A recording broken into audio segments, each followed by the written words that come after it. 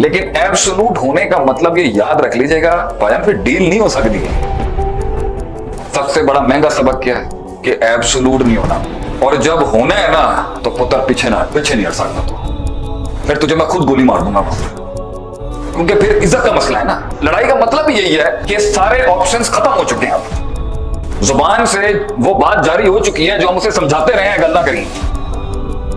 मैं उसको भी कहता कि तीए गल याद रखी, एस दलीज तो बाहर आने बाद ना रिवर्स नहीं हो सकता।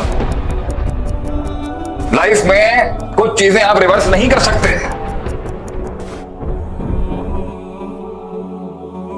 लेकिन एब्सोल्यूट होने का मतलब ये याद रख लीजिएगा भाईजान, फिर डील नहीं हो सकती।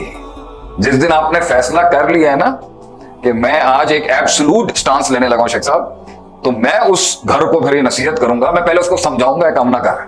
अगर कोई घर आज स्टैंस लाने जा रहा है ना कि शेख साहब बहुत हो गया, मैं एब्सोल्यूट स्टांस लेने लगा हूं इन लोगों के खिलाफ, मैं उसे समझाऊंगा मत कर। दलील दूं? अब एक आएगा ना क़यामत के दिन अल्लाह के पास, वो कहेगा अल्लाह में बहुत इबादत, इतना एब्सोल्यूट नहीं होना चाहिए, इतना मसला है ना ये। अल्लाह कहेगा रहम ले और जन्नत में चला जा।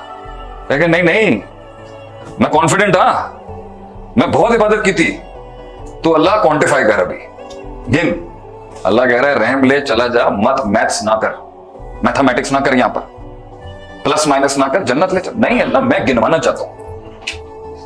अल्लाह एक आंख निकालेगा, फुर, सारी जिंदगी की नेकियां फुर। आज का सबसे बड़ा सबक क्या है? सबसे बड़ा महंगा सबक क्या है?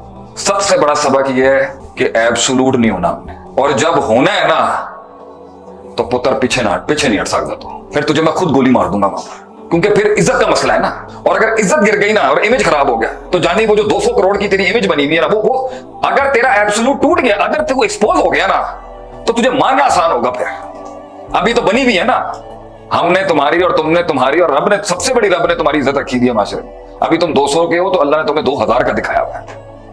अब तुम जंग में जाने लगे हो, तुमने फैसला कर लिया है कि शेख साहब मैं नहीं छड़ांगा इन्होंने। मुंडे ने फैसला कर लिया कि शेख साहब मैं शेख साहब तुम इत्थे रहो, मैं उन्हें फड़का के आवाज रहा। एब्सोल्यूट हो गई ना, लड़ाई का मतलब ही यही है कि सारे ऑप्शंस खत्म हो चुके हैं। अब जुबान से वो बात जारी हो चुकी है जो हम उसे समझाते रहे हैं, गल ना करी।